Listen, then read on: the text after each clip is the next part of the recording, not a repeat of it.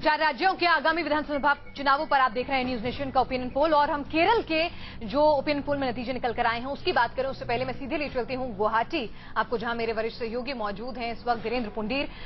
धीरेन्द्र, हमारा जो opinion poll है वो तो कांटे की लड़ाई दिखा रहा है, जबकि बीजेपी ने अपनी पूरी ताकत झोंक कर रख दी है। कांग्रेस कुछ एज पर ही नजर आ रही है। आप तो काफी दिनों से मौजूद हैं, ग्राउंड रियलिटी की बात करें तो आपको क्या कुछ महसूस हो रहा है?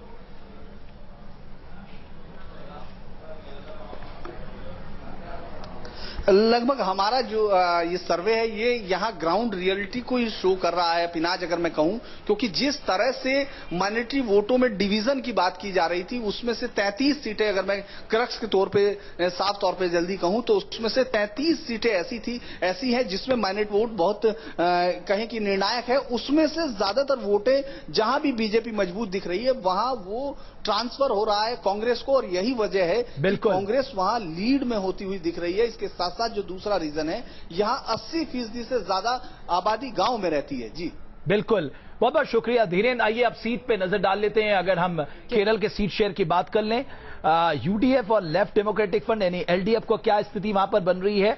अगर हम यूडीएफ की बात करें, एलडीएफ की बात करें, यहां एलडीएफ जो है वो सरकार बनाने के नजदीक पहुंच गई है, जैसा कि वहां अमूमन होता रहा है पिछले 30-35 सालों से। यहां पर एक बड़ी इंटरेस्टिंग बात है, हमारे सहयोगी ने भी हमें बताया कि जब आप बात करते हैं कि साहब केरल में करप्शन कोई मुद्दा है तो 21% लोग कहते हैं साहब हां करप्शन एक मुद्दा है, 21% लोग, जबकि लेकिन जैसे ही आप कहते हैं साहब ये सोलर स्कैम जो है वो यूनाइटेड डेमोक्रेटिक फंड को नुकसान पहुंचाएगा तो 40% आबाशनी साहब लोग कहते हैं बिल्कुल पहुंचाएगा। एक और दिलचस्प स्थिति है, अच्युतानंदन साहब को आपने बिल्कुल अलग करके रखा हुआ है, लेकिन अभी भी उनकी क्रेडिबिलिटी, उनको मानने वाले लोग सबसे ज्यादा है केरल।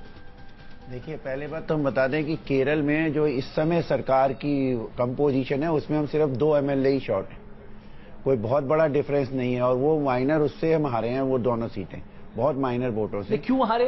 अच्युतानंद एक बहुत बड़ा फैक्टर नहीं, वो जो भी फैक्टर रहा उसको बाद में बात कर लेंगे। नहीं, बाद में क्यों करेंगे, आपको खुल के बताना चाहिए साहब हमारी गलती रही। नहीं, उसमें हमारी गलती रहेगी। एक नेता को बचाने के लिए अच्युतानंदन को कहीं ना कहीं टारगेट किया। नहीं, अच्युतानंदन की प्रॉब्लम नहीं है। पहली बात तो मैं बता दूं, वामपंथी पार्टियां इंडिविजुअल बेस को लेके नहीं लड़ती हैं। आप नाम के चीफ मिनिस्टर का कैंडिडेट डिक्लेयर करने के फेवर में वामपंथी पार्टियां कभी नहीं होती हैं।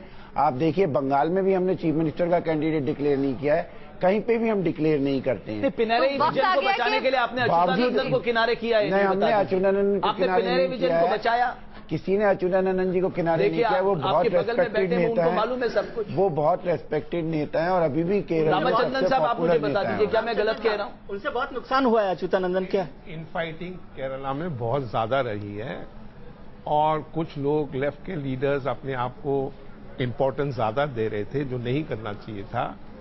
बट अच्युतानंदन साहब इस बार भी सोच रहे थे कि कहीं ना कहीं जरूर लड़ेंगे और शायद उनका चांस बन सकता है। मेरे ख्याल में वो अब शायद खत्म हो गया वहां। बट आप उनकी उम्र भी मत भूलिए ना, ही इज अबव 90। बट एक चीज हम कतई ना भूलें, केरला में मार्जिन ऑफ विक्ट्री आप जितना भी अच्छा परफॉर्म करें बहुत कम, रेजर एज पर किसी साइड भी वो जा सकता है। अभी तो वक्त है, एक चीज और तमिलनाडु में कह दूं कि तमिलनाडु में पिछले 30-35 साल से जब से 2 द्रविडियन पार्टीज आई हैं उनकी वोट शेयर एक ही जगह पे रही है, 30-31% की कमी है। तो यहाँ पर हम आप सभी को, आप इस चर्चा में शामिल हुए, आपका बहुत बहुत शुक्रिया। न्यूज नेशन के ओपिनियन पोल के मुताबिक पश्चिम बंगाल में तो कमल खिलने से कोसों दूर नजर आता है, लेकिन ममता बनर्जी की सरकार जो है कायम होती हुई नजर आ रही है। और अगर हम बात करें तमिलनाडु की तो वहां पर भी जलता अपना जादू बिखेर पाने में कामयाब रही है। राहत की खबर असम से है, क्योंकि तरुण गोगोई वहां अब भी मजबूत स्थिति में दिखाई दे रहे हैं। लेकिन बलूनी साहब को बताइए, थोड़ा सा असम में उम्मीद है उनके लिए। बिल्कुल, लेकिन बीजेपी भी कहीं ना कहीं कांटे की टक्कर में दिखाई दे रही है। बहरहाल फैसला जनता को करना है, उसकी अदालत में ये राजनीतिक दल है। ये सिर्फ हमारी कोशिश थी, हमने एक तस्वीर आपके सामने रखी। बहुत बहुत शुक्रिया आप सभी मेहमानों का। न्यूज नेशन में खबरों का सिलसिला लगातार जारी है।